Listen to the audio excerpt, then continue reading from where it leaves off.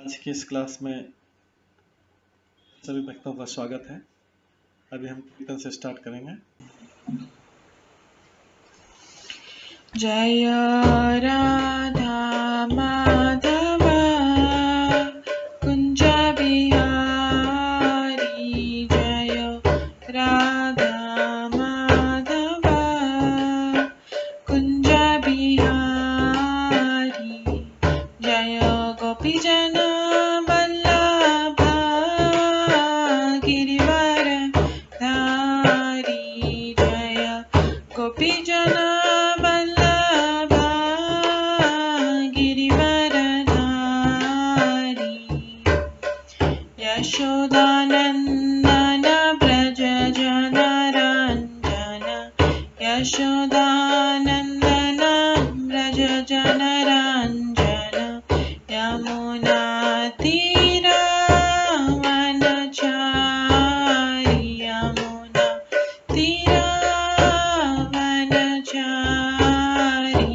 जय राधा माधव कुंज बिहारी, जय राधा माधव कुंज बिहारी, हरे कृष्णा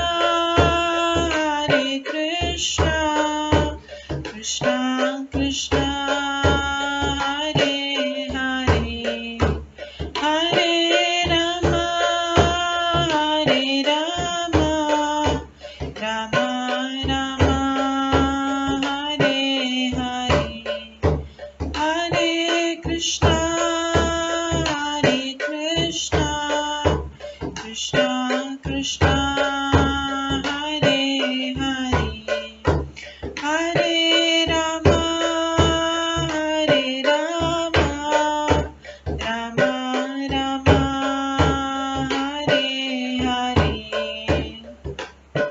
कृष्णा कृष्णा कृष्णा हरे हरे, हरे राम राम राम हरे हरे, हरे कृष्णा कृष्णा कृष्णा हरे हरे, हरे राम राम राम हरे हरे, हरे कृष्णा कृष्णा कृष्णा हरे हरे, हरे राम राम राम हरे हरे, हरे कृष्णा कृष्णा कृष्णा हरे हरे, हरे राम राम राम हरे हरे, हरे कृष्णा कृष्णा कृष्णा हरे हरे, हरे राम राम राम हरे हरे, जय राधा माधव राधे, जय राधा गोविंद राधे, जय गौरनताय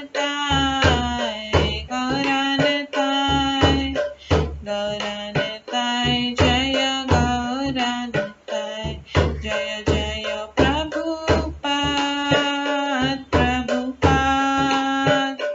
प्रभुपाद जय जय प्रभुपाद, जय जय गुरुदेव जय जय गुरुदेव, नित्य गौर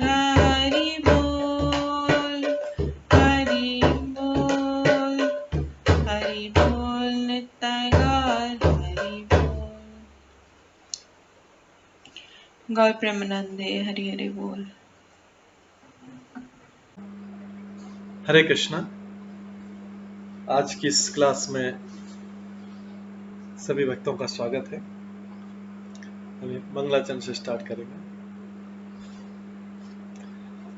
ॐ अज्ञानतिमिरन्धस्य ज्ञानाञ्जनशलाकया चक्षुरुन्मिलितं येन तस्मै श्रीगुरुवे नमः। श्रीचैतन्यमनोभीष्टं स्थापितं येन भूतले स्वयं रूप कदा मह्यं ददाति स्वपदान्तिकम्। वन्देऽहं श्रीगुरो श्रीयुतपदकमलं श्रीगुरुं वैष्णवांश्च श्रीरूपं साग्रजातं सहगण रघुनाथान्वितं तं सजीवं साद्वैतं सावधूतं परिजनसहितं कृष्णचैतन्यदेवं श्रीराधाकृष्णपादान् सहगण ललिता श्रीविशाखान्वितांश्च नमो विष्णुपदाय कृष्णपृष्ठाय भूतले श्रीमते भक्तिवेदान्त स्वामिन्निति नामिने। नमस्ते सरस्वती देवे गौरवाणी प्रचारिणे निर्विशेष शून्यवादी पाश्चात्य देशतारिणे। वाञ्छाकल्पतरुभ्यश्च कृपा सिन्धुभ्येव च पतितानां पावनेभ्यो वैष्णवेभ्यो नमो नमः। जय श्री कृष्ण चैतन्य प्रभु नित्यानंद श्री अद्वैत गदाधर शिवासादि गौर भक्तवृंद। हरे कृष्णा कृष्ण कृष्ण हरे हरे, हरे राम राम राम हरे हरे। ओम नमो भगवते वासुदेवाय। ओम नमो भगवते वासुदेवाय। ओम नमो भगवते वासुदेवाय। नारायणं नमस्कृत्य नरं चैव नरोत्तमं देवीं सरस्वतीं व्यासं ततो जयमुदीरये। नष्टप्रायेषु भद्रेषु नित्यं भागवत सेवया भगवते उत्तम श्लोके भक्तिर्भवति नैष्ठिकी। कृष्णाय वासुदेवाय देवकी नंदनाय च नन्दगोपकुमाराय गोविन्दाय नमो नमः। सर्ववेदान्तसारमे श्रीभागवतम् इष्यते तद्रसामृतात् नान्यत्र स्याद्रति क्वचित्। आराध्यो भगवान् ब्रजेश तनयस्तनधाम वृन्दावन रम्या काचिदुपासना व्रजवधूवर्गेण या कल्पिता। श्रीमद्भागवतं प्रमाणम् अमलं प्रेम कुमार्थमः श्रीचैतन्य महाप्रभुमतम् इदं तत्रादरो न परम्। मूकं करोति वाचालं पङ्गुलङ्घयते गिरिं यत्कृपातमहं वन्दे परमानन्दमाधवम्। हरे कृष्णा।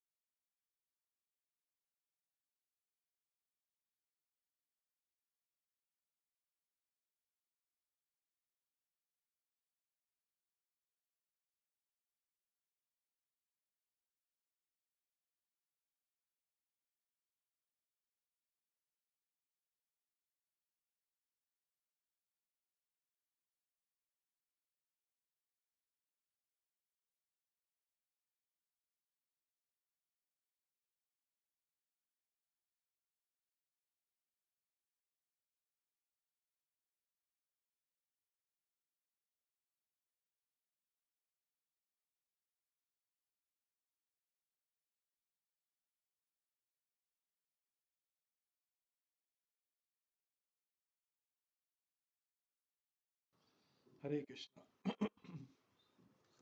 आज के इस श्रीमद् भागवतम क्लास के तीसरे स्कंद के 26वें अध्याय में हम श्रवण करेंगे। कल इसी अध्याय से हम श्रवण कर रहे थे। कल हम श्रवण किया था कि किसका देवता कौन होता है, अधिष्ठाता देवता, और भगवान के विराट पुरुष का वर्णन किया था।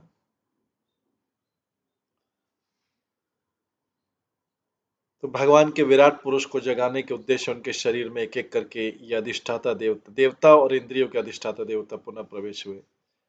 अग्निदेव ने वागेंद्रिय से उनके मुख में प्रवेश किया, वाक इंद्रिय, किंतु विराट पुरुष उठा नहीं था। वायुदेव ने घ्राणेन्द्रियों नाक के द्वारा प्रवेश करके उनके नासिका में प्रवेश किया, तो भी विराट पुरुष नहीं जागा। सूर्यदेव ने चक्षुर इंद्रियों से विराट पुरुषों की आंखों में प्रवेश किया, तो भी उठा नहीं। ये सब आ रहा है कौन किसका देवता है, अधिष्ठाता देवता। वाक शक्ति के देवता अग्नि है। वायुदेव जो है सूंघने की शक्ति वायुदेव देता है। सूर्यदेव आंखों की चक्षुर इंद्रियों से विराट पुरुष की आंखों में प्रवेश किया, तो भी उठा नहीं। दिशाओं के अधिष्ठाता देवता इसी प्रकार दिशाओं के अधिष्ठाता देवों ने श्रवण इंद्रिय से उनके कान में प्रवेश किया, किंतु तो भी वो नहीं उठा। त्वचा तथा जड़ी बूटियों के अधिष्ठाता देवों ने शरीर के रोमों से त्वचा में प्रवेश किया। तो ये त्वचा में जो रोम होते हैं उनके थ्रू त्वचा तथा जड़ी बूटियों के अधिष्ठाता देवों ने शरीर के रोमों से त्वचा में प्रवेश किया, किंतु तो भी विराट पुरुष नहीं उठा। तब जल के अधिष्ठाता देव ने वीर के माध्यम से प्रवेश किया, किंतु विराट पुरुष नहीं जागा। मृत्युदेव ने अपने इंद्रिय से के गोदाम में प्रवेश किया, किंतु विराट पुरुष में कोई गति नहीं। तब इंद्रदेव ने हाथों में पकड़कर गिराने की शक्ति के हाथों में इंद्रदेव हाथों के देवता प्रवेश किया, किंतु इतने पर भी विराट पुरुष उठा नहीं। इसके बाद विष्णु ने गति की क्षमता से उनके पांव में प्रवेश किया, तो भी विराट पुरुष ने खड़े होने से इनकार कर दिया। नदियों ने रक्त नाड़ियों वेन्स रहती जो ब्लड और संचरण शक्ति जो वायु के लिए संचरण शक्ति के माध्यम से रक्त में प्रवेश किया, किंतु तो भी विराट पुरुष हिला डोला नहीं। सागर ने भूख तथा प्यास सहित उसके पेट में प्रवेश किया। हमने सुबह भी सुना, जैसे सागर है, समुद्र जो है पेट का देवता, उसके पेट में प्रवेश किया, किंतु तो भी विराट पुरुष ने उठने से इनकार कर दिया। चंद्रदेव ने मन के साथ उनके हृदय में प्रवेश किया, किंतु विराट पुरुष को जगाया न जाग सके। ब्रह्मा भी बुद्धि के साथ उनके हृदय में प्रविष्ट हुए, किंतु तब भी विराट पुरुष उठने को राजी नहीं हुआ। रुद्र ने अहंकार समेत उनके हृदय में प्रवेश किया, किंतु तो भी टस से मस नहीं, विराट पुरुष एक्टिव नहीं। इसके बाद जब चेतना का अधिष्ठाता अंतःकरण का नियामक तर्क के साथ हृदय में प्रवेश हुआ, तो उस क्षण विराट पुरुष कारण सागर से उठ खड़े। कल हमने सुना था, आज इसके आगे क्या सुनेंगे। विराट पुरुष का वर्णन है। यथा प्रसुप्तम पुरुषम प्राणेन्द्रिया मनध्य प्रभवन्ति विनायेन न उत्थापयितुम् ओजसा।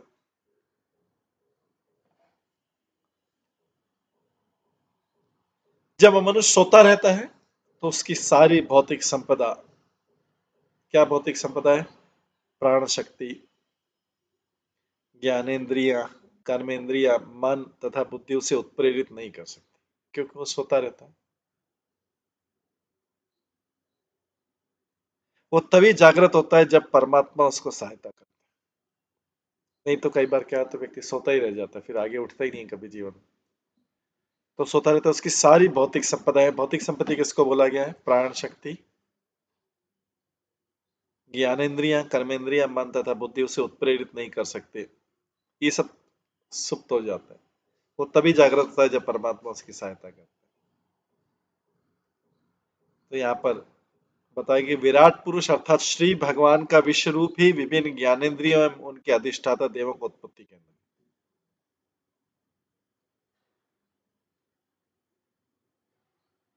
विराट पुरुष एवं ज्ञानेंद्रियों के अधिष्ठाता देवों का अथवा जीवों का संबंध ऐसा जटिल है कि केवल ज्ञानेंद्रियों के प्रयोग मात्र से ही उनके अधिष्ठाता देवों को नहीं जगाया जा सकता। विराट पुरुष को जगाना या परमेश्वर को लौकिक कार्य से संबंध करना संभव नहीं, केवल भक्ति योग वैराग्य से ही अखिल परमेश्वर से संबंध जोड़ा जा सकता। तो इतने सारे देवता एंटर कर रहे हैं, जो जो देवता हैं जिनके कारण हमारे अलग अलग अंग चलते हैं, जैसे पेट के लिए समुद्र है और रक्त नाड़ियों, बाकी जो अलग अलग देवता हैं जिनके नाम है सूर्य देवता, ये सब देवता ने प्रवेश किया, फिर भी देवता जब तक चेतना नहीं, चेतना जो है भगवान चेतना के देवता है वासुदेव, भगवान उसका अधिष्ठाता। जैसे अहंकार के शिव जी हैं, बुद्धि के ब्रह्मा जी हैं, ब्रह्मा जी के ऊपर प्रद्युम्न है, और मन के चंद्रमा है, चंद्रमा के ऊपर अनिरुद्ध है। चेतना के वासुदेव, जब तक चेतना को जागृत नहीं हुई, चेतना का नहीं हुआ तो विराट पुरुष, जब चेतना जागृत हुई, जब चेतना प्रवेश की, तब जाके विराट पुरुष जागा। तो विराट पुरुष को जगाना या परमेश्वर को लौकिक कार्य से संबंध करना वैसे संभव नहीं, केवल भक्ति योग या वैराग्य से ही अखिल परमेश्वर से उसका संबंध जोड़ा जा सकता है। तम अस्मिन् प्रत्यगात्मानं धिया योग प्रवर्तया भक्त्या विरक्त्या ज्ञानेन विविच्य आत्मनि चिंतयेत्। अतः मनुष्य को समर्पण, वैराग्य, मनुष्य को समर्पण, वैराग्य तथा एकाग्र भक्ति के माध्यम से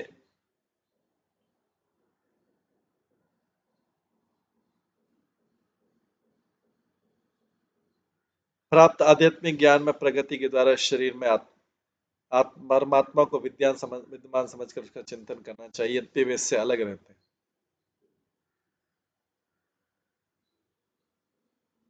मनुष्य को समर्पण, सरेंडर, वैराग्य तथा एकाग्र भक्ति के माध्यम से प्राप्त आध्यात्मिक ज्ञान में प्रगति के द्वारा इसी शरीर में परमात्मा को विद्यमान समझकर उसका चिंतन करना चाहिए, यद्यपि इससे अलग रहते हैं। तो मनुष्य अपने भीतर परमात्मा का साक्षात्कार कर सकता है। कैसे? वे मनुष्य के शरीर के भीतर ही रहते हैं, किंतु वे इस शरीर से अलग है, भौतिक रूप से इस शरीर के साथ नहीं, ना तो सूक्ष्म शरीर में है न स्थूल शरीर में। कोई बोल सकता है परमात्मा अंदर है, तो इसका मतलब है कि भौतिक शरीर में ही तो है, या फिर ज्यादा से ज्यादा सूक्ष्म शरीर में होंगे, ग्रॉस बॉडी में नहीं तो सटल बॉडी में होंगे, यही परमात्मा। लेकिन वो बोल रहे उसके अंदर रहते भी इससे अलग है। जैसे नारियल का जो सूखा हुआ नारियल होता है, वो जब एकदम सूख जाता है तो उससे नारियल के अंदर खोपड़ा रहता है, लेकिन उसको उससे अलग है, उससे टच नहीं करता, उसको चिपक, पहले गीला रहता है तो चिपका रहता है उसमें, लेकिन सूख जाता है तो उससे अलग, उसको बजा के अलग निकाल सकते हैं, उसको कोई मतलब नहीं, ऊपर का छिलका निकाल दिया। तो यद्यपि परमात्मा आत्मा के साथ उस शरीर में है, किंतु उसके शरीर में कोई अनुरक्ति नहीं रहती, जबकि आत्मा की होती, आत्मा की शरीर में अनुरक्ति होती है। आत्मा गीले नारियल जैसा है, वो चिपका रहता है उसके साथ, लेकिन परमात्मा जो है वो सूखा नारियल है कि वो अंदर बजता रहता है भी सही अंदर, लेकिन उससे अलग है, सूखा हुआ है। तो यद्यपि परमात्मा व्यष्टि आत्मा के साथ उस शरीर में आसीन रहता है, किंतु शरीर में उसकी कोई अनुरक्ति नहीं है, शरीर का भाग ही नहीं है परमात्मा, जबकि आत्मा की होती है, आत्मा हृदय के अंदर रहता है। अतः मनुष्य के भक्तिमय सेवा के द्वारा इस भौतिक शरीर को अपने से विलग कर लेना चाहिए। मनुष्य को, जैसे नारियल जैसा एग्जाम्पल भक्त लोग देते हैं, नारियल अंदर भी है, जो सूखा हुआ नारियल है, अंदर तो है लेकिन उससे चिपका हुआ नहीं। जैसे गीला नारियल एकदम चिपका, उसको चाकू से और उससे बाहर निकालना पड़ता है, बहुत मुश्किल आती है, निकालना पड़ता है, उसको भी निकलता वो भी है, लेकिन क्या करना पड़ता है, चाकू जैसा हथियार करके उसको निकालना पड़ता है। और सूखा नारियल क्या है, अंदर है, खटाक से उसको तोड़ा, वो पूरा के पूरा बाहर आ गया। तो इसलिए मनुष्य को भक्तिमय सेवा के द्वारा इस भौतिक शरीर से अपने को विलग करना चाहिए, अंदर रहते हुए भी वो विलग है, जैसे परमात्मा रहता है। तो उसके चाकू के वार नहीं सहन करना पड़े। गीले नारियल को तो बहुत चाकू से ये मारा, हथौड़ा मारा, चाकू मारा, फिर चाकू से निकाला, फिर उसके पीस पीस हो गए करे, ये आसक्ति ऐसे निकलते बाहर। तो यहाँ पर स्पष्ट उल्लेख है कि भक्ति है कि मनुष्य को परमेश्वर की भक्ति करनी रहेगी और इस प्रकार से अपने आप को भौतिक शरीर में रहते हुए उससे विलग, मतलब आत्मा को बचना चाहिए। जैसे नारियल बचता है पीस से, आत्मा को बचता रहना चाहिए शरीर के अंदर। बचते रहना मतलब वो सेपरेट है, अंदर है लेकिन सेपरेट। वासुदेव भगवती भक्ति योग प्रयोजिता। जब वासुदेव अर्थात सर्वव्यापी भगवान विष्णु की शुद्ध भक्ति की जाती है तो इस भौतिक जगत से तुरंत विरक्ति होने लगती है। कोई पूछता है कि अरे प्रभु जगत से आसक्ति कैसे खत्म की जाए? कई लोग ऐसे बूढ़े लोग रोते रहते हैं, जगत में आसक्ति कैसे खत्म की जाए, आसक्ति कैसे खत्म? तो प्रैक्टिस से होगा। विष्णु से आसक्ति हो गई तो जगत से विरक्ति। और कोई शॉर्टकट उपाय नहीं है। अगर कोई सोचे कि प्रभु ऐसा कोई फार्मूला बता दो, अच्छा आप बोलो तो घर छोड़ दें, आप बोलो जंगल चले जाएं, ये करो, सारे तरीके, लेकिन इसमें बहुत इजी तरीका बताए। विष्णु से आसक्ति कर लो तो फिर जगत से विरक्ति। धीरे धीरे देखेंगे, आप देखेंगे जगत से विरक्ति। वो विष्णु से आसक्ति का प्रभाव है। तो भक्ति का प्रभाव है कि उसमें वैराग्य और ज्ञान अपने आप आ जाएगा। आज सुबह हम श्रवण कर रहे थे।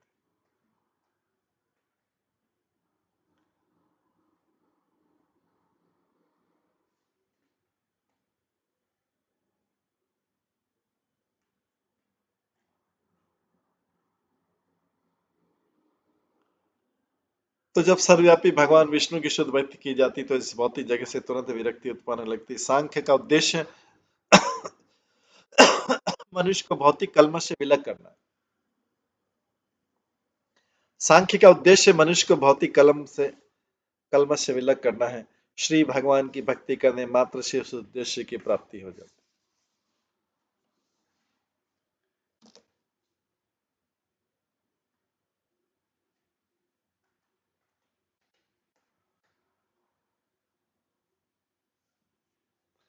जब मनुष्य भौतिक संपत्ति की आसक्ति से विरक्त हो जाता है तो वह अपना मन परमात्मा में केंद्रित कर सकता है।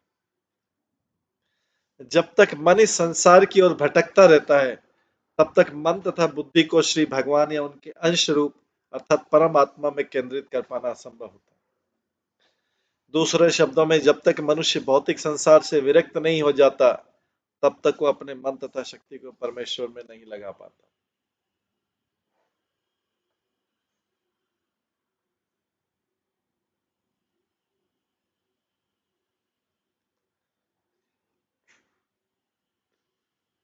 भौतिक जगत से विरक्ति ही हो जाने के बाद मनुष्य सचमुच परम सत्य का दिव्य ज्ञान प्राप्त कर सकता है। जब तक वह इंद्रिय भोग या सांसारिक भोग में फंसा रहता है तब तक परम सत्य को समझ पाना संभव नहीं होता।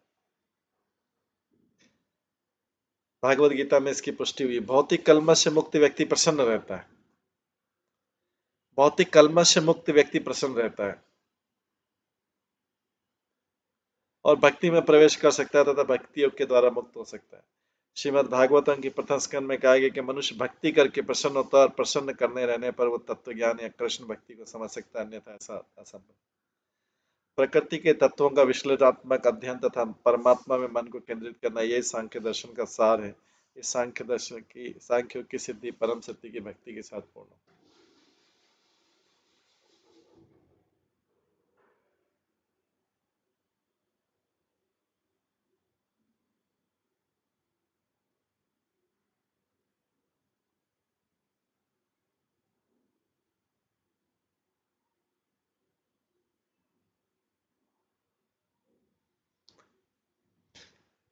सताइसवां अध्याय प्रकृति का ज्ञान। श्री भगवान वाच प्रकृति स्थापि पुरुषः न ज्यते प्राकृते गुणे अविकारात् अकर्तव्यात् निर्गुणत्वात् जलकर्वत्। भगवान कपिल ने कहा, जिस प्रकार सूर्य जल पड़ने वाले प्रतिबिंब से भिन्न रहा जाता है,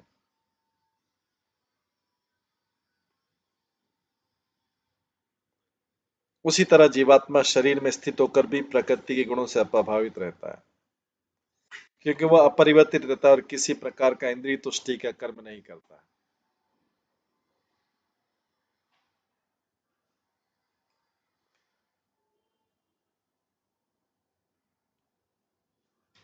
जिस प्रकार सूर्य जल पर पड़ने वाले प्रतिबिंब से भिन्न रहता है, उसी तरह जीवात्मा शरीर में स्थित होकर भी प्रकृति के गुणों से अप्रभावित रहता है,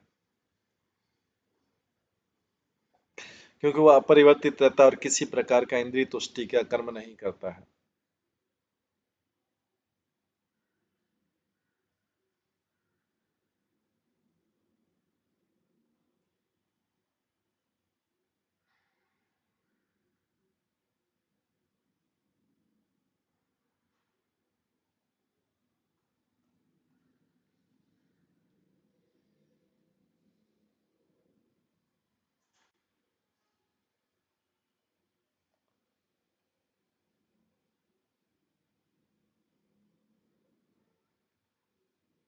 पिछले अध्याय में भगवान कपिल ने निष्कर्ष निकाला कि मात्र भक्ति प्रारंभ करके मनुष्य विरक्ति प्राप्त कर सकता है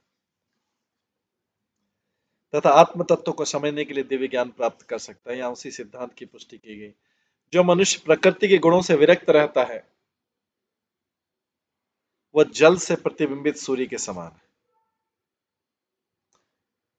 जो मनुष्य प्रकृति के गुणों से विरक्त रहता है वह जल से प्रतिबिंबित सूर्य के समान है। तब जल पर सूर्य प्रतिबिंबित होता है तो जल की गति या उसकी शीतलता या स्थिरता का सूर्य पर कोई प्रभाव नहीं होता। इसी प्रकार वासुदेव भगवती भक्ति योग प्रयोजित है। जब मनुष्य भक्ति योग कार्यों में भक्ति योग में पूरी तरह लग जाता है तो उसी तरह हो जाता है जैसे जल पर प्रतिबिंबित सूर्य। यद्यपि भक्त भौतिक जगत में रहता प्रतीत होता है, किंतु वो वास्तव में दिव्य जगत में होता है। जिस प्रकार सूर्य का प्रतिबिंब जल पर प्रतीत होता है किंतु सूर्य जल से लाखों मील दूर होता है, जिस प्रकार सूर्य का प्रतिबिंब जल में प्रतीत होता है किंतु सूर्य जल से लाखों मील दूर होता है, उसी प्रकार भक्तियों में लगा मनुष्य निर्गुण होता है, अर्थात प्रकृति के गुणों से अप्रभावित रहता है।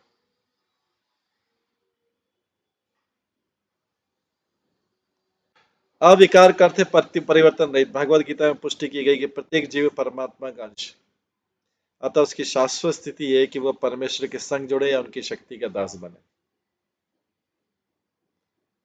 यही उसकी अपरिवर्तनीय स्थिति है। जो ही वह अपनी शक्ति तथा कार्यों को इंद्रिय तृप्ति में लगाता है उसकी स्थिति बदल जाती है, बदली हुई स्थिति विकार कहलाती है। जो ही वह अपनी शक्ति तथा कार्य को इंद्रिय तृप्ति में लगाता है उसकी स्थिति बदल जाती है, बदली स्थिति विकार कहलाती है। इस प्रकार जो जब गुरु के निर्देशन में भक्ति करता है तो उसकी स्थिति बदलती नहीं, क्योंकि यह तो उसका प्राकृतिक कर्तव्य है। भक्ति करना तो उसका नेचुरल ड्यूटी है। लेकिन वो भक्ति करने के अलावा जब शक्ति तथा कार्य को इंद्रिय तृप्ति में लगाता है तो विकार, तब उसमें डिस्टर्बेंस आ जाता है। जैसा कि भागवत गीता में उल्लेख किया गया, मुक्ति का मूल अर्थ है मूल स्थिति में जाना, पुनः स्थापना करना। मूल स्थिति तो भगवान की भक्ति करना है। जब मनुष्य भौतिक आकर्षण से विरक्त हो जाता है और भक्ति में पूरी तरह लग जाता है तो यह अपरिवर्तनशील है।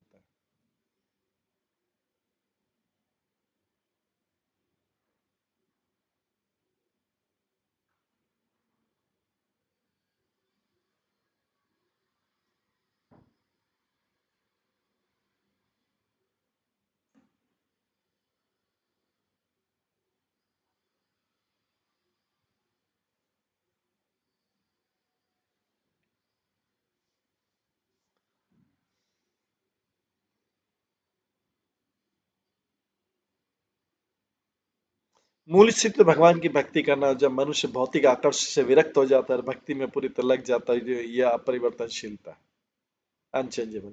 अकृतवाद का अर्थ है इंद्रिय तृप्ति के लिए कुछ भी न करना। जब मनुष्य अपने बूते पर कोई काम करता है तो उसमें स्वामित्व की भावना रहती, मैंने किया। व्यक्ति बोलना पड़ता, बोलो बताओ मैं किसने किया ये, मैंने किया। जब मनुष्य अपने बूते पर कोई काम करता है तो उसमें स्वामित्व की भावना रहती है, इसलिए प्रतिक्रिया होती है। स्वामी बनेंगे तो एक्शन रिएक्शन दोनों लेना पड़ेगा। किंतु जब कृष्ण के लिए सब कुछ करता है तो कर्मों के ऊपर उसका कोई कर्तव्य नहीं रहता, फिर उसको कोई रिस्पॉन्सिबिलिटी लेने की जरूरत नहीं। अगर क्रेडिट लिया है तो उसके साथ में डेबिट आएगा। कोई व्यक्ति सोचता है खाली एप्रिसिएशन मिल जाए, क्रिटिसिज्म नहीं हो, ये संसार में संभव नहीं है, क्योंकि ये तो हर एक्शन के पीछे एक रिएक्शन है। तो जब कोई मनुष्य अपने बूते पर कोई काम करता है तो उसमें स्वामित्व की भावना रहती है और इसलिए प्रतिक्रिया होती है। किंतु जब वो कृष्ण के लिए सब कुछ करता है तो कर्मों के ऊपर उसका कोई कर्तव्य नहीं रहता। सब कुछ क्रेडिट एंड डेबिट दोनों कृष्ण के उसमें। अपरिवर्तनशील तथा कर्म के नेतृत्व अधिकार, अपरिवर्तनशील तथा कर्म के कर्तव्य का अधिकार न मांगने से तुरंत दिव्य स्थिति को प्राप्त हो जाता है, जहां से प्रकृति के गुण छू नहीं पाते हैं। ठीक उसी प्रकार जिस प्रकार सूर्य का प्रतिबिंब जल द्वारा प्रभावित रहता है।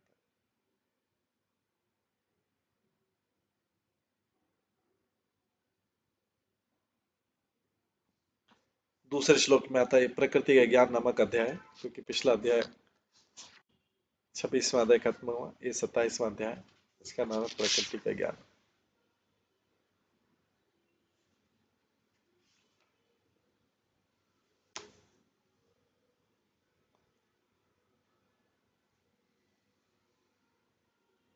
स एष यर्हि प्रकृते गुणेषु अभिविश्यते अहं क्रिया विमूढ़ात्मा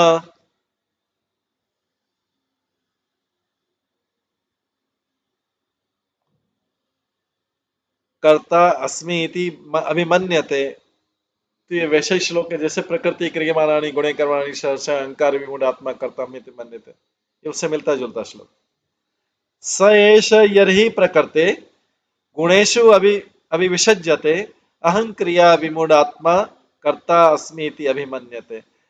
जब आत्मा प्रकृति के जादू तथा अहंकार के वशीभूत हो जाता है, जब आत्मा प्रकृति के जादू तथा अहंकार के वशीभूत होता है, शरीर को स्वयं मान लेता है, तो भौतिक कार्यकलापों में लीन रहता है और अहंकार वह सोचता है कि मैं ही प्रत्येक वस्तु का करता हूं। अहंकार विमूढ़ आत्मा करता अमित मनते, वैसे ही श्लोक है। ये कब होता है? जब आत्मा प्रकृति के जादू तथा अहंकार के वशीभूत हो जाता है,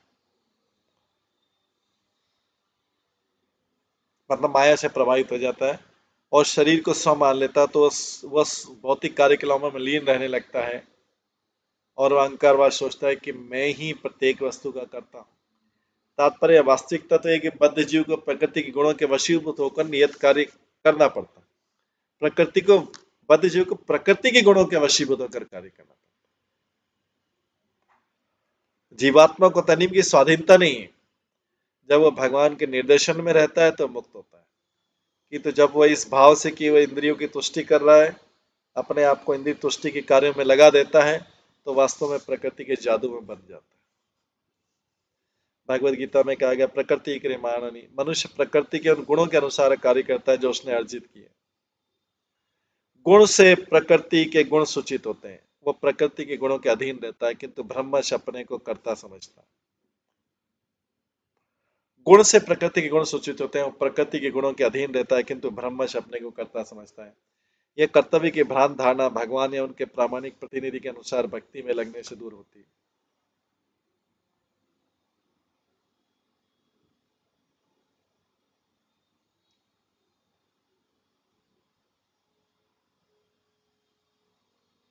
भागवत गीता में अर्जुन युद्ध में अपने पितामह तथा गुरु के मरने का दायित्व अपने ऊपर ले रहा था।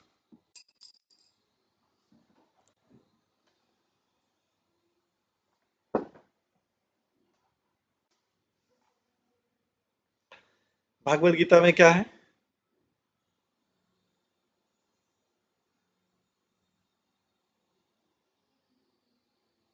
प्रकृति क्रियमाणी, मनुष्य प्रकृति के उन गुणों के अनुसार कार्य किया जो उसने अर्जित किए। मनुष्य प्रकृति के उन गुणों के अनुसार, इसका मतलब है कि उसने जो, अभी मनुष्य जिस भौतिक गुण में है, रजोगुण तमोगुण, रजोगुण में उसने पिछले पिछले उससे प्राप्त किया है, वो प्रकृति गुणों के अधीन रहता है, किंतु ब्रह्मश अपने कर्ता समझते हैं, जबकि ये तो उसने अर्जित किए हैं। प्रकृति गुण अर्जित किए पूर्व जन्म के कर्म के अनुसार। ये कर्तव्य की भ्रांत धारणा भगवान है उनके प्रामाणिक प्रतिनिधि के निर्देश के अनुसार भक्ति में लगने से दूर हो पाती है। भगवत गीता में अर्जुन युद्ध में अपने पितामह तथा गुरु के मरने का उत्तरदायित्व अपने ऊपर ले रहा है। अरे पितामह, भीष्म पितामह और गुरु द्रोणाचार्य ये सब मारे जाएंगे, तो उसका अपने ऊपर दायित्व ले रहा है। किंतु जब उसने कृष्ण के निर्देश के अनुसार कार्य किया तो कार्य के कर्तव्य से मुक्त हो गया। वो लड़ा किंतु लड़ने के फल से मुक्त कर दिया गया। तथापि प्रारंभ में जब वो अहिंसक था, लड़ने को तैयार नहीं था, तो सारा दायित्व उसी पर था। उसने अपना पूरा रिस्पॉन्सिबिलिटी ले लिया। अरे मैं इसको मारूंगा तो क्या होगा, उसको मारूंगा तो क्या होगा, उसको मार। जब भगवान ने बोला कि मारना है तो दायित्व किसका हो गया? भगवान का। यही मुक्ति तथा बद्धता के बीच अंतर है।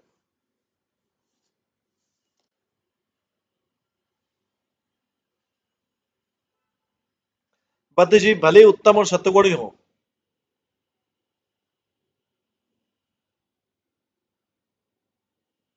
किंतु तो भी प्रकृति के समूह में वशीभूत रहता है। फिर भी वो भक्त परमेश्वर के निर्देशन में कार्य करता है। इस तरह सामान्य उसके कार्य सामान्य व्यक्ति को भले अति उच्च कोटि के न प्रतीत हो, किंतु भक्त पर उसका कोई उत्तरदायित्व नहीं रहता।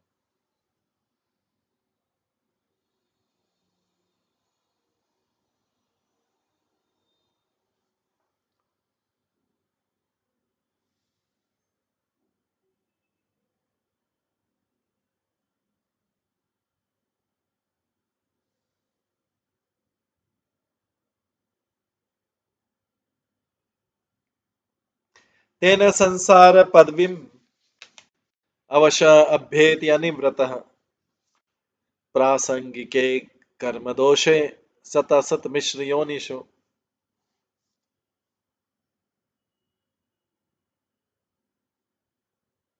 अतः बद्ध जीव भौतिक प्रकृति के गुणों के साथ अपनी संगति के कारण बद्ध जीव भौतिक प्रकृति के गुणों के साथ अपनी संगति के कारण उच्चतर तथा निम्नतर विभिन्न योनि में देहांतर करता रहता है। उच्च गुणों में करेगा संगति तो उच्चतर योनि मिलेगा, निम्न गुणों में संकर करेगा।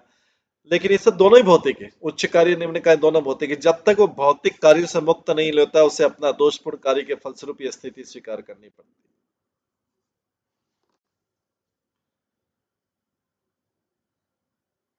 यहाँ पर कर्म दोष का अर्थ है त्रुटिपूर्ण कर्मों से।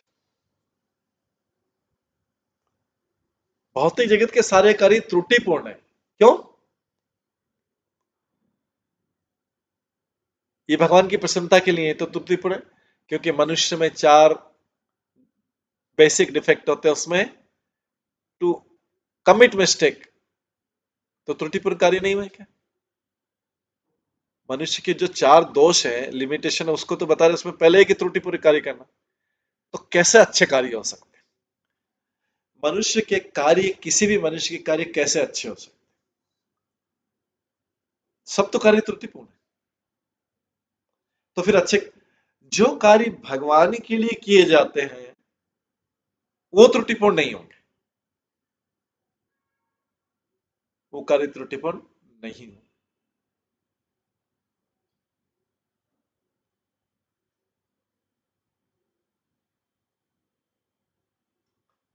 तो कर्म दोष का त्रुटिपूर्ण कर्मों से संसार में अच्छा या बुरा जो भी कर्म किया जाता है उनको निर्देश करता है। मतलब अच्छा या बुरा जो भी कर्म किया जाए उसमें डिफेक्ट है, क्योंकि कार्य भौतिक है, भगवान के लिए नहीं है। जैसे वही कार्य, वही त्रुटिपूर्ण कार्य अगर भगवान के लिए किया जाए तो परफेक्ट हो जाए। जैसे कोई अच्छा पदार्थ है और कोई बुरा पदार्थ, दोनों है अच्छा, लेकिन अगर अग्नि में डाल दिया जाएगा तो अग्नि दोनों को जला देगी और शुद्धिकरण हो गया, पदार्थ दोनों ही जल गए। ऐसे ही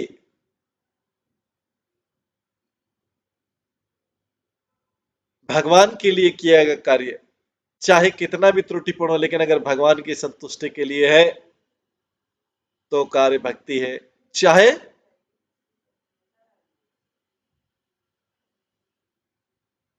वो चाहे किसी का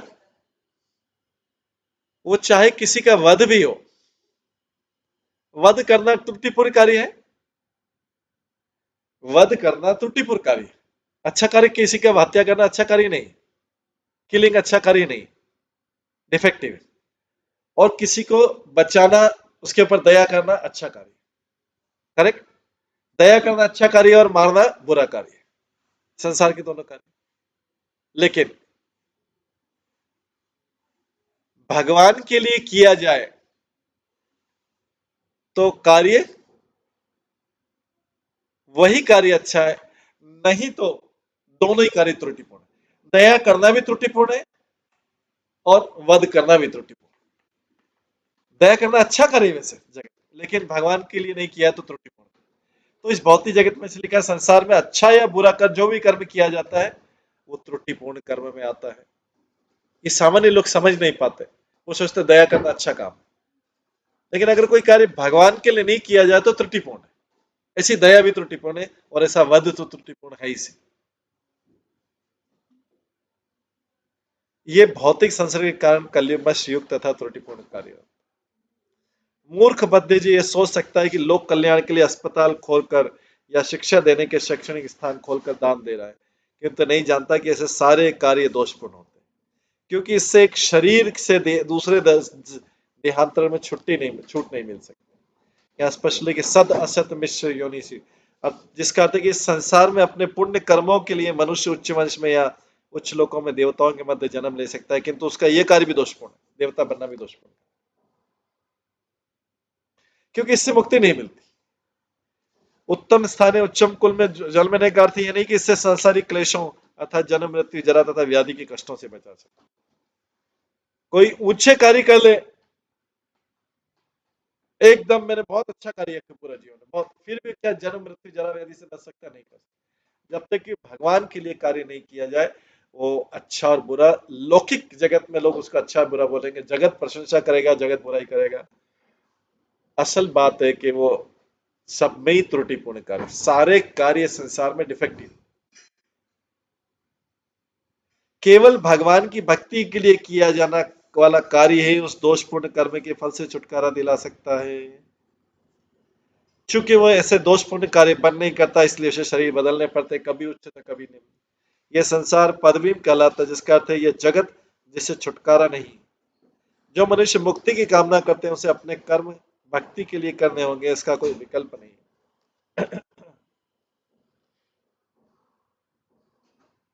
इस प्रकार से ये जो है बता रहे कि कौन से कार्य किस प्रकार के।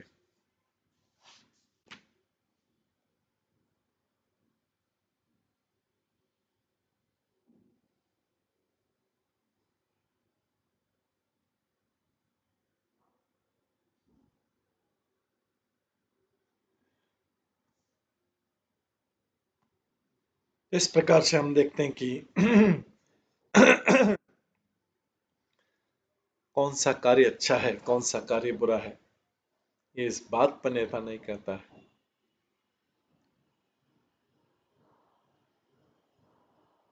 मनुष्य के कहने पे या मनुष्य समाज पे नहीं करता है। ये इस बात पे निर्भर करता है कोई भी कार्य अच्छा है बुरा है, कि भगवान के लिए किया गया या स्वयं के लिए किया।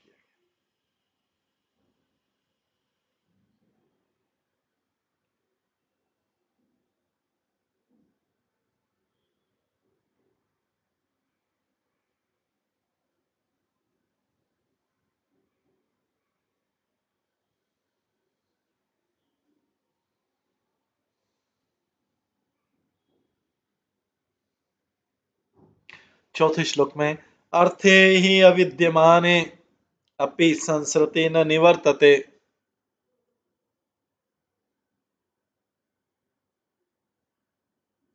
ध्यायतो विषयानस्य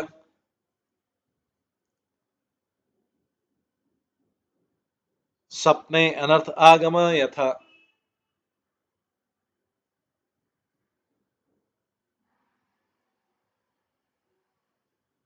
वास्तव में जीवात्मा इस संसार से परे है, किंतु प्रकृति पर अधिकार जताने की अपनी मनोवृत्ति के कारण उसको संसार चक्र की स्थिति कभी रुकती नहीं और सभी प्रकार की अलाभकर स्थितियों से प्रभावित होता है, जिस प्रकार की स्वप्न में होता है।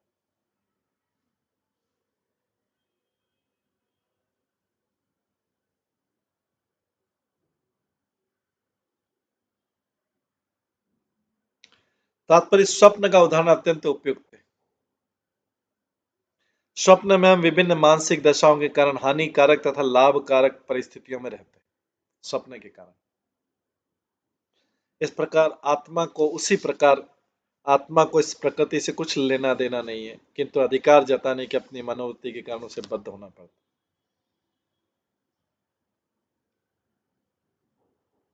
बद्ध दशा को यहाँ पर ध्याय तो विषयानत से कहा गया है।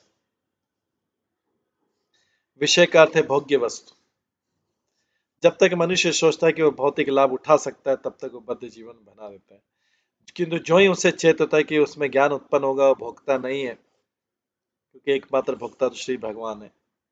जैसा कि भगवत गीता में पुष्टि की गई, वो ईश्वर समस्त यज्ञ तथा तपस्याओं के फल का लाभ उठाने वाला है, भोक्ता राम यज्ञ तपस्या और तीनों लोकों का स्वामी, सर्वलोक का महेश्वर।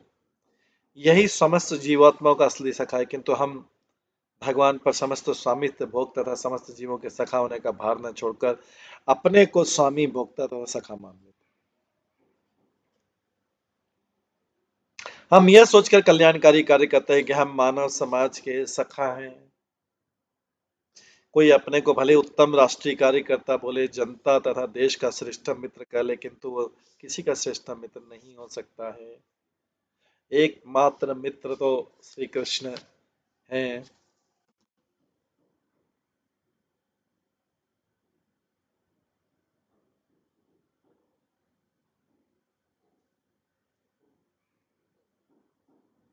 हमें चाहिए कि हम बद्ध जीव की चेतना को इस स्तर तक उठा दें कि वो यह समझने लगे कि कृष्ण उसका वास्तविक मित्र है।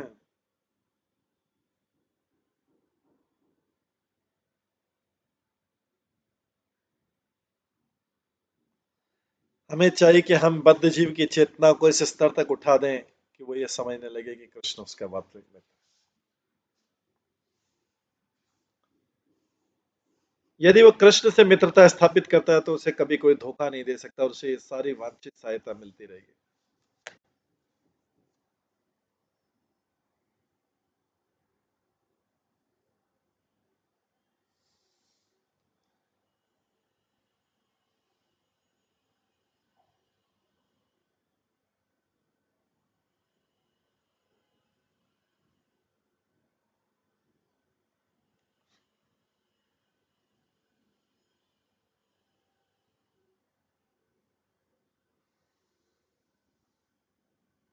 ये वो कृष्ण, यदि कृष्ण से मित्रता स्थापित करता है, तो कोई उसे कभी धोखा नहीं दे सकता।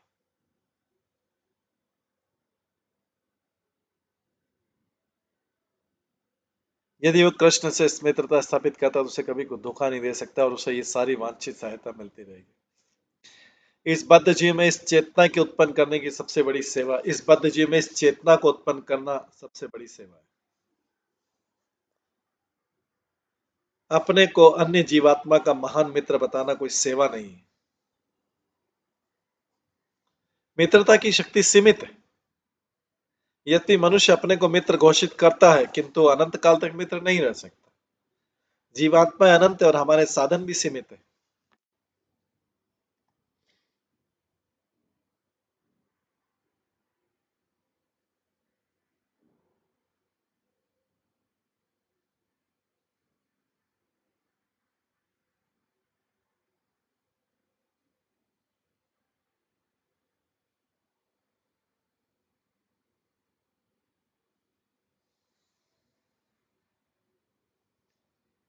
यद्यपि मनुष्य अपने को मित्र घोषित करता है, किंतु अनंत काल तक मित्र नहीं बना रह सकता। जीवात्मा अनंत है और हमारे साधन सीमित है। अतः हम सामान्य लोगों को लाभ नहीं पहुंचा सकते। सामान्य लोगों की श्रेष्ठतम सेवा यही कि हम उनमें कृष्ण भक्ति उत्पन्न करें, जिससे वे जान सकें कि कृष्ण ही परम भोक्ता, परम परम कर्ता तथा परम मित्र। तब प्रकृति के ऊपर अधिकार करने का मोहक स्वप्न भंग हो जाएगा।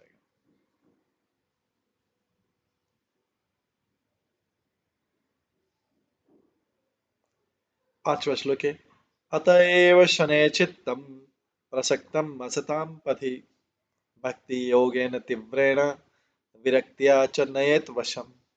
प्रत्येक बद्ध जीव का कर्तव्य है कि वह सुख, भौतिक सुख उपभोग के प्रति आसक्त और भौतिक सुख भोग उपभोग के प्रति आसक्त अपनी दूषित चेतना को अत्यंत गंभीर भक्ति में लगाए। इस प्रकार उसका मन तथा चेतना पूरी तरह वश में हो जाए।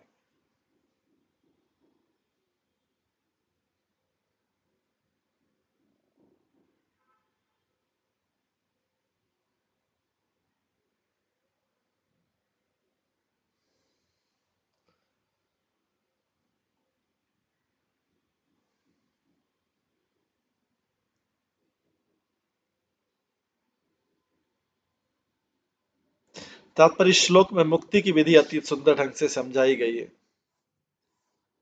प्रकृति द्वारा बद्ध किए जाने के कारण मनुष्य का ये सोचना कि वह स्वयं भोक्ता करता है, समस्त जीवों का मित्र है। प्रकृति द्वारा बद्ध किए जाने का कारण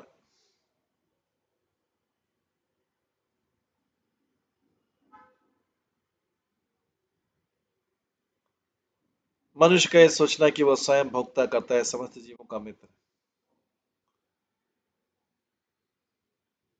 यह मिथ्या विचार इंद्रिय भोग के चिंतन का परिणाम है। जब मनुष्य यह सोचता है कि वह अपने देश, समाज या कि मानवता का सर्वोत्तम मित्र है, तब वह विविध राष्ट्रीय तप्ति, परोपकारी एवं परमार्थवादी कार्यों में अपने आप को लगाता है। तो ये सब मात्र इंद्रिय तप्ति के प्रति अधिक एकाग्रता करते हैं। ऐसा तथाकथित राष्ट्रीय नेता या मानवतावादी सबकी सेवा नहीं करता है, वो मात्र अपनी इंद्रियों की सेवा करता है।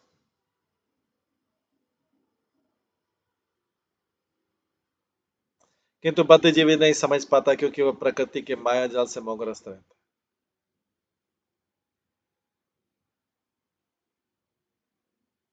अतः श्लोक में स्तुति की गई है कि मनुष्य की भगवान की सेवा अत्यंत गंभीरता पूर्वक करें। इसका अर्थ है कि वह कि मनुष्य को अपने को कर्ता हितेशी मित्र या भोक्ता न समझे। उसे सदैव इसका भान रहना चाहिए कि वास्तविक भोक्ता तो पूर्ण पुरुषोत्तम भगवान कृष्ण है।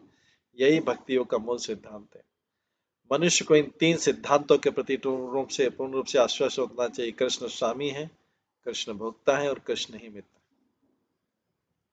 उसे इन सिद्धांतों को न केवल स्वयं समझना चाहिए, अपितु उसे चाहिए कि अन्यों को विश्वास दिलावे और कृष्ण भक्ति का प्रसार करे।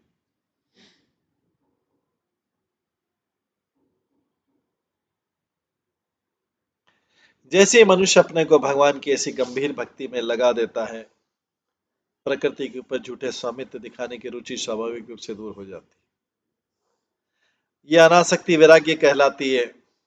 भौतिक स्वामित्व में लीन रहने के बजाय जब मनुष्य कृष्ण भक्ति में लग जाता है, तो यही चेतना का नियंत्रण है। योग विधि में इंद्रियों का निरोध आवश्यक है।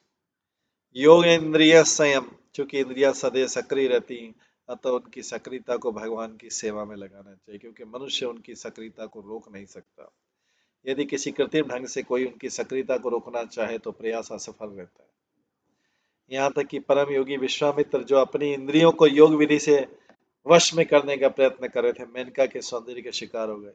ऐसे अनेक उदाहरण हैं। जब तक मनुष्य का मन तथा चेतना भक्ति में पूरी तरह संलग्न नहीं होते, तब तक मन के इंद्रिय तृप्ति की कामनाओं में लगे रहने की संभावना बनी रहती।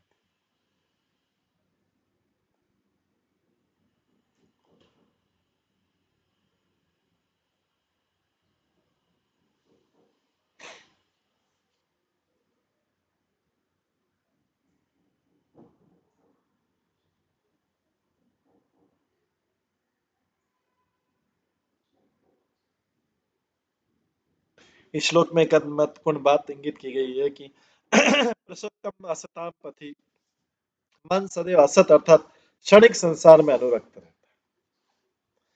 मन सदैव असत अर्थात क्षणिक संसार में अनुरक्त रहता है।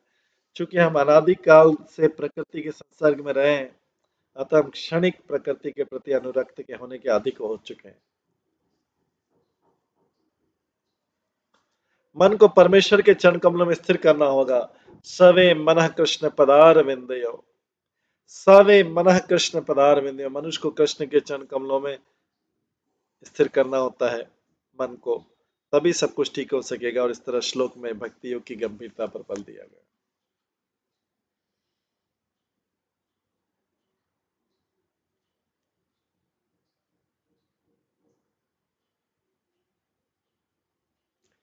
यमादिभिः योग पथे अभ्यसन शद्वान्वितः, मयि भावेन सत्येन मत कथा श्रवणेन च।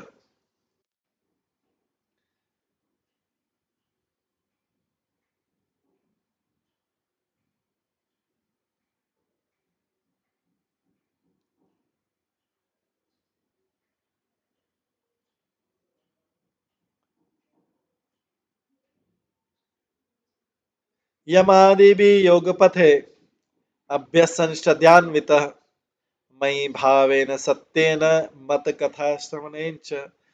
मनुष्य को योग पद्धति के संयम आदि विधियों के अभ्यास के द्वारा श्रद्धालु बनना चाहिए। मनुष्य को योग पद्धति के संयम आदि विधियों के अभ्यास के द्वारा श्रद्धालु बनना चाहिए और मेरे कीर्तन तप श्रवण द्वारा अपने आप को शुद्ध भक्ति के पद पर तक ऊपर उठाना चाहिए।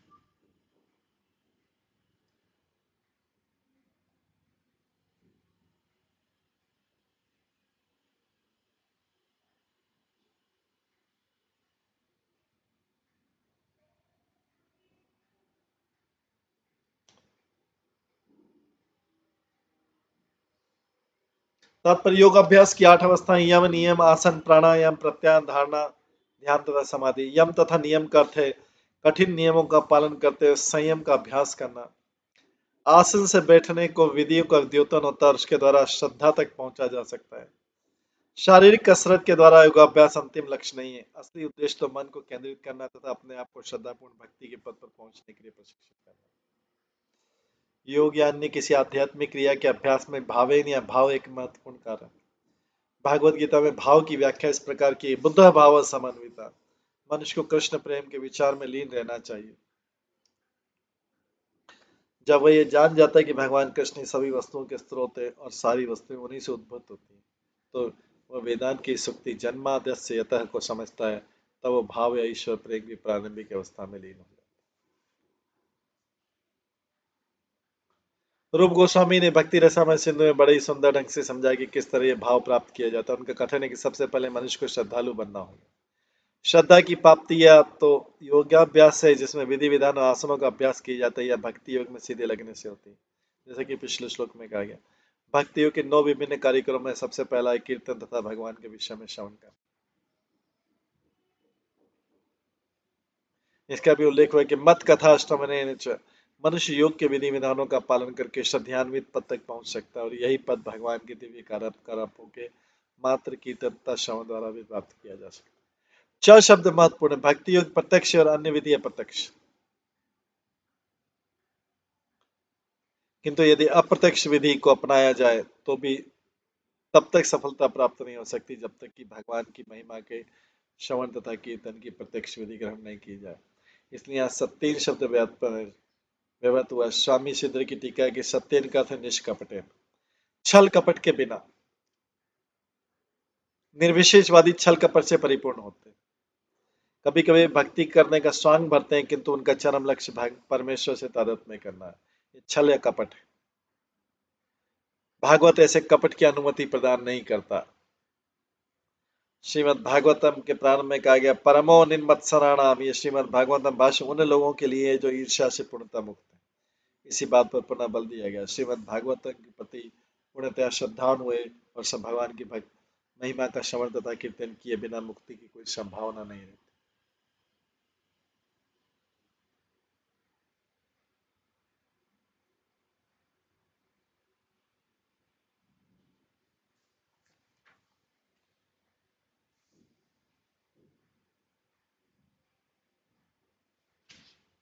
इस प्रकार हम देखते हैं कि कपिल मुनि किस तरह से देवहूति को, माता देवहूति को ये शिक्षाएं दे रहे हैं।